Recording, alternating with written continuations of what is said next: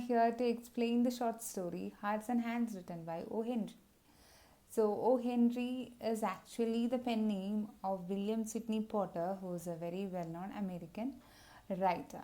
And his short stories are very well known for his ready wit, surprise endings, and gentle humor. And this short story, Hearts and Hands, it bears the stamp of his wit and twisted ending. Okay, so I'm sure that you like this story.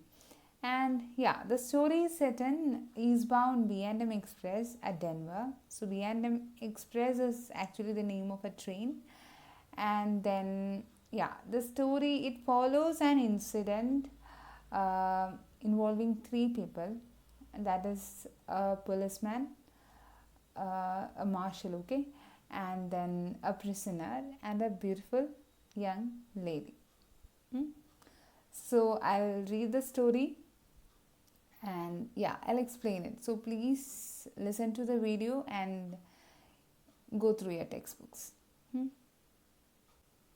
Let us start. At Denver, there was an influx of passengers into the coaches on the eastbound B&M Express. So this eastbound B&M Express at Denver is where the story is set. Eastbound means the train moving towards the east. In one coach there sat a very pretty young woman dressed in elegant taste and surrounded by all the luxurious comforts of an experienced traveler. So she is one of the major characters in the short story, and yeah, she's very young and elegant, and she is portrayed also as an experienced traveler. Then, among the newcomers were two young men, one of handsome presence with a bold, frank countenance. Frank countenance means? Countenance stands for facial expressions. Okay, so he looks very bold and he has a frank countenance and manner. The other are ruffled. Like the other one doesn't look so handsome.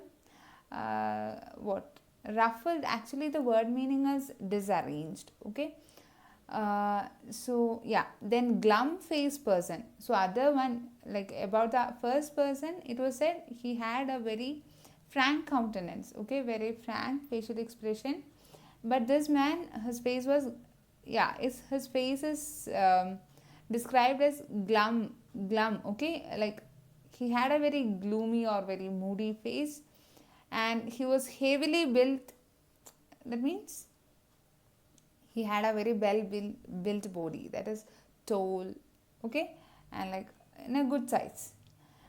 Okay, heavily built and roughly dressed. So these descriptions of people are very important. The two were handcuffed together.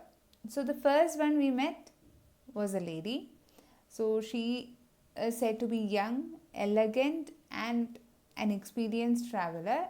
Then the other two were men, young men. The first one, he looked so handsome, and yeah, he had a very bold, frank countenance or frank facial expression and manner. And the other one was like ruffled, and he was glum faced, very gloomy or moody, and yeah, but he had a very heavily built body, and he was roughly dressed. But both were handcuffed together. There was a handcuff. Okay, now let us see the next paragraph. As they passed down the aisle of the coach, the only vacant seat offered was a reversed one facing the attractive young woman. So the word in that first line of this paragraph, that is aisle, that is AISLE, which means a passage separating two sections of seats. Okay, so these men, when they passed through this aisle, there was only one vacant seat, and that was the one facing this attractive young woman.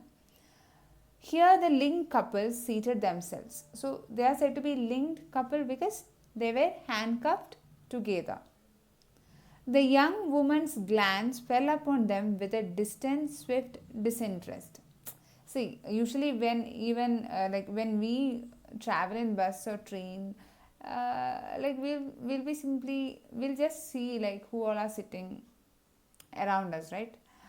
But that won't be in a very interested way. We'll simply glance at them. Similarly, this lady, first she made or she just glanced upon them with a very distant and swift disinterest. Yeah. Then, with a lovely smile brightening her countenance and a tender pink tinging her rounded cheeks, she held out a little grey gloved hand. So, when she glanced around, what can we assume from this is that she found someone she knows. Okay. And so, suddenly, what happened? When she saw some familiar face, what happened? She made a very lovely smile, brightening her countenance, that is her face. So the countenance, that word can be understood or taken either as face or facial expression. So that lovely smile brightened her face, and a tender pink tinging her rounded cheeks. Okay, a tender pink color affected her rounded cheeks suddenly, kind of blushing. She held out a little grey gloved hand. So she stretched out her little grey gloved hand. When she spoke, her voice, full, sweet, and deliberate, proclaimed that its owner was accustomed to speak and be heard. That shows that this lady is not an introvert, she is an extrovert. So suddenly she started talking. Let us see what she said. Well, Mr. Easton. So that is the name of that familiar face she found inside the train, Mr. Easton. If you will make me speak first, I suppose I must. So, as I said, she is an extrovert, so she started speaking suddenly. Don't you ever recognize old friends when you meet them in the West?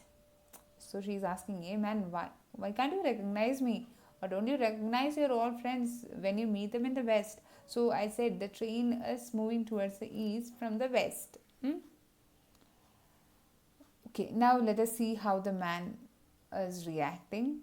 And obviously, she is talking to one of the two men sitting opposite to her, okay, facing her. So the younger man roused himself sharply at the sound of her voice, seemed to struggle with a slight embarrassment, which he threw off instantly, and then clasped her fingers with his left hand. So initially when he heard her sound, he was little embarrassed, but he threw off that embarrassment all of a sudden and he shook his hands with hers. Let us see what happens next. And okay, one thing you have to note is that he shook or he stretched out his left hand. See, usually when we are shaking hands, we'll give it with our right hands, right? Right hand. Here he stretched his left hand. Why? Because they were handcuffed, right? Maybe only that hand is free. Okay, it's Miss Fairchild, he said with a smile.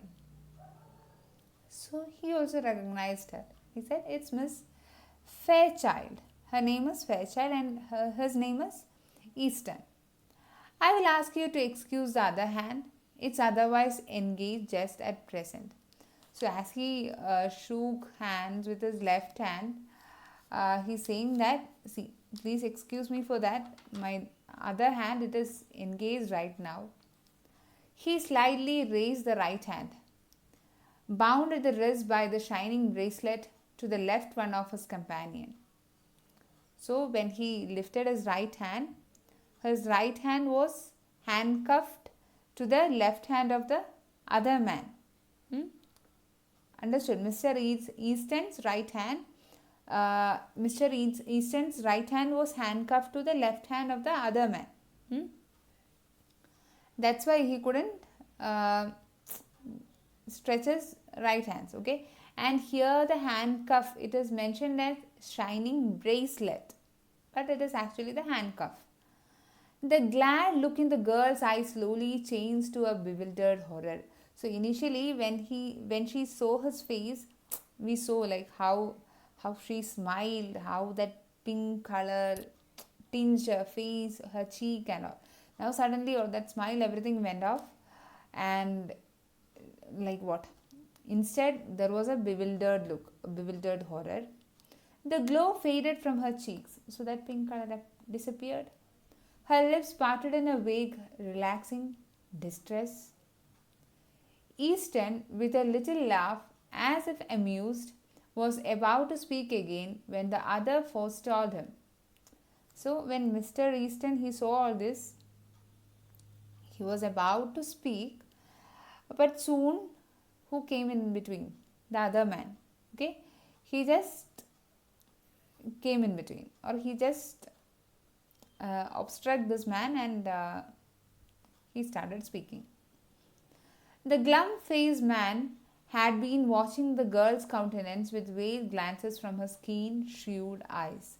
So that glum-faced man, he was observing all these, and like yeah, and this man was watching that face of that young lady, and so he might have found like how that blushing, how that happiness turned into bewildered look. Okay, bewildered looks. So suddenly he came in between, and see what he's saying. You will excuse me for speaking, miss, but I see you are acquainted with the marshal here. So he's saying, like in a very good manner, he's saying that, okay, please excuse me for speaking in between. But see, I think that both of your friends, yeah, with the marshal here. So that man is saying this Easton is a marshal, a police officer. If you will ask him to speak a word for me, then when we get to the pen, he'll do it, and it will make the things easier for me there. So from this dialogue, what we can understand is the person, the glum-faced person, is a culprit, or a a prisoner, and the other one, the handsome one, is a marshal. So he is asking to this lady, see, I think he's saying that I think you're friends, so please please ask your friend, or please speak to the marshal, or please tell the marshal to say something in favor for me, or please support me, so that things will be easier for me when we reach there. He's taking me to Leavenworth prison. So he's saying that so in that prison, everything will be quite fine for me if the marshal is speaking for me, or speaking in favor of me. So he is requesting Miss Fairchild to ask that marshal to help him, okay, to speak for him. And he is also saying that this marshal is taking him to the Leavenworth prison. So these names are important. Okay, B&M Express, Leavenworth prison. It's 7 years for counterfeiting. So this man is saying that, see, I'm imprisoned for 7 years. I'm imprisoned for imprisoned 7 years for counterfeiting. Counterfeiting means forgery, okay, or imitating something fraudulently. Okay, so that's the case. So these things you have to remember. Where he's been taken, that is a Leavenworth prison, and why? Forgery or counterfeiting. Then, oh, said the girl with a deep breath and returning color. So that is what you're doing out here? A marshal? So,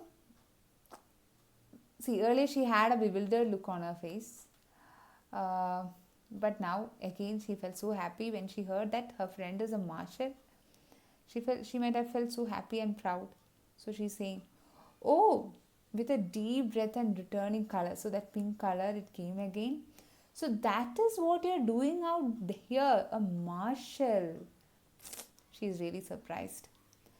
My dear Miss Fairchild. So now Mr. Easton, he started talking again. And he's saying, my dear Miss Fairchild, said Easton calmly, I had to do something. See, he's saying that, see, I have to do something to earn money, right? Money has a way of taking wings unto itself. And it takes money to keep step with our crowd in Washington. So he's saying that, like, in Washington, we need money to live, right? So I should do something to earn money. And so here I'm a marshal. I saw this opening in the West, and well, a marshalship isn't quite as high a position as that of ambassador. But, so what he's saying? He's saying that, see, we need a lot of money to live in Washington, even to, like, what, to be in the same position as the other people or our crowd. We need money, right? So, when I saw such an opportunity, when I found such an opportunity in the West, I just went for that. And I know that this marshalship is not that great or equal to ambassadorship, or it's not the same as being an ambassador. So now let us see what Miss Fairchild, is going to say. The ambassador, said the girl warmly, doesn't call anymore. So now, okay. So from this line, you can understand, or we can understand why he mentioned ambassador.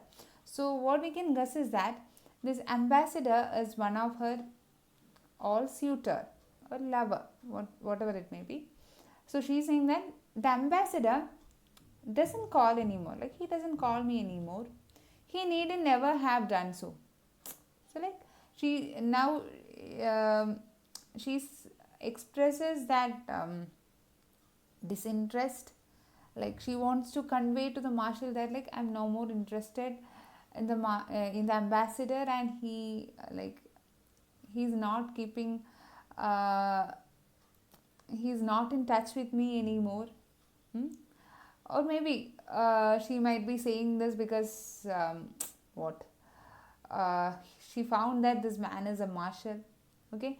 Or before, when this ambassador was a suitor, she might have avoided this man, Mr. Easton, and now all of a sudden when she saw he's a marshal, she might have thought that she'll build up a new relationship with this Mr. Easton. Okay, you ought to know that. So she's saying that, okay, you ought to know that the ambassador is no more in, like, we are no more in a relationship, okay? And so now you are one of these dashing Western heroes, and you ride and shoot and go into all kinds of dangers. So now she is expressing, or from her words we can understand how much she is impressed with Mr. Easton, and she's saying that, like, okay, now your life will be like that of one of the dashing heroes. You'll be shooting, you'll be riding, and you'll be going into all the possible dangers. That's different from the Washington life. Yeah. You have been missed from the old crowd. Okay, so somehow she want to say that she missed him. Okay. So what you should understand is that they were in Washington before, and Mr. Easton, now they are moving to East, where there is Leavenworth prison, and and what you want to say, like your life, what she wants to say to Mr. Easton is that your life will be quite adventurous now. Okay, you are enjoying life, and like, okay, that will be entirely different from that of the Washington life or our old life, and like she's quite impressed with him. This is what she wants to convey. The girl's eyes, fascinated, went back, widening a little to rest upon the glittering handcuffs. Don't you worry about them, miss, said the other man. All marshals handcuff themselves to their prisoners to keep them from getting away. Mr. Easton knows his business. So, while she was talking again, like her eyes got locked on the handcuffs, but suddenly again the other man, the glum faced man, he said, see ma'am, you please don't worry about it. Like it's quite natural. All the marshals, they'll be handcuffed to the prisoners to prevent the prisoner from getting away. Okay. So here Mr. Easton knows what he should do. That's it. Don't worry about that. Well, we see you again soon in Washington, asked the girl. Okay, now again it tells how much she is interested in Mr. Easton. So she's asking him, okay, will we meet again? Will we meet again in Washington soon? Already she said she missed him, she missed him. So now she wants to meet him again. Not soon, I think, said Easton. My butterfly days are over, I fear. So, Mr. Easton, he's saying that, see, I don't think we'll meet soon. I think my those free days, butterfly days, those are over. I love the West, said the girl irrelevantly. Her eyes were shining softly. She looked away out the car window. She began to speak truly and simply without the glows of style and manner. Mama and I spent the summer in Denver. She went home a week ago because father was slightly ill. I could live and be happy in the West. I think the air here agrees with me. Money isn't everything, but people always misunderstand things and remain stupid. So here again she is trying to tell Mr. Easton that she is interested in him. Okay, like I love the West. And like she also said, like okay, like me and my mother, we were spending our vacation, our summer in Denver. And soon when she got a message that my father was slightly ill, she left. And yeah, now she's saying, yeah, I can be happy here. Like I could live and be happy in the West. So that is actually an indirect proposal. She is proposing Mr. Easton. So what she's planning, like if he accepts her proposal and then she can marry him and she can settle there in the West. So indirectly she is telling all these things. I think the air here agrees with me. I think the climate, everything suits me. Money isn't everything. So she's saying, see, you need not be rich to be happy. Money is not everything. But people always misunderstand things and remain stupid.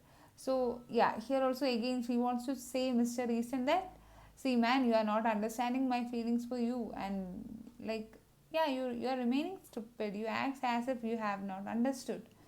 And okay, like money isn't everything, right? It doesn't mean that we can be happy only if we have money. So now indirectly she has proposed Mr. Easton. Say, Mr. Marshal, growled the glum-faced man. This isn't quite fair. I'm needing a drink and haven't had a smoke all day. Haven't you talked long enough? Take me in the smoker now, won't you? I'm half dead for a pipe. So the other man, like he might have got bored with their talks. So suddenly he's saying, see Marshal, please take me out. I should take a puff. Right, I should take a puff. Like I'm half dead for a pipe. I should smoke now. So please take me out. Please take me to the smoker now. And yeah, so he was complaining. So yeah, somehow he's trying to stop their conversation and take Mr. Easton out. The bound travelers rose to their feet, Easton with the same slow smile on his face. I can't deny a petition for tobacco, he said lightly. So, Mr. Easton, he's telling to Miss Fairchild that, see, I can't deny him a request for a smoke. I should do that for him. Is the one friend of the unfortunate. Goodbye, Miss Fairchild. Duty calls you now. He held out his hand for a farewell. Okay. So, yeah. So he's saying that, see, I should do my duty. So, goodbye. Goodbye for now. And like he held out his hand again for a farewell. It's too bad you are not going east. So, see, before she was praising too much, or she was saying so much about the west, and now she is saying that, see, it's too bad you are not going east. It means what? She wants him to be with her, or she wants to meet him frequently. She said, reclothing herself with manner and style. Okay, so yeah.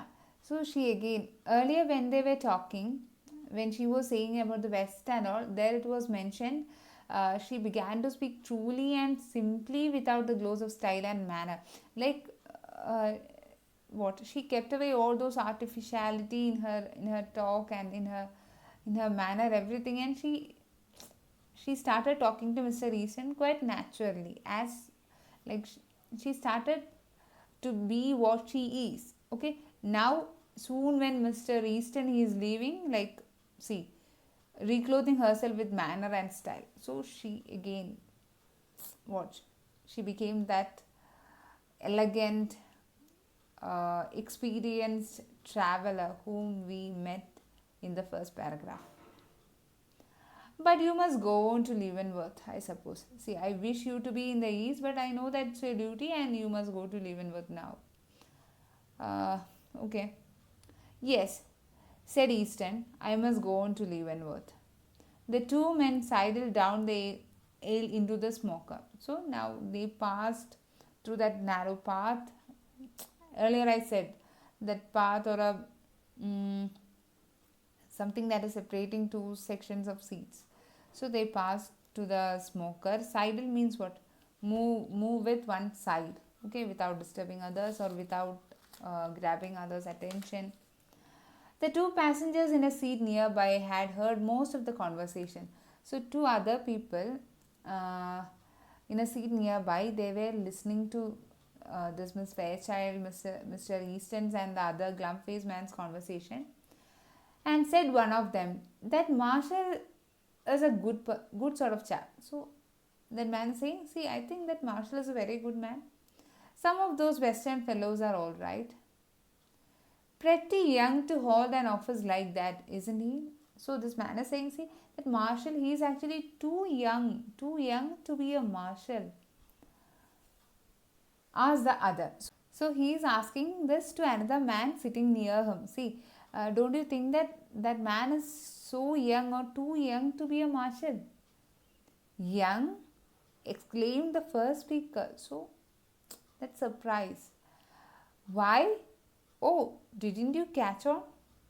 So now this man is asking, see, don't you understand? Didn't you understand?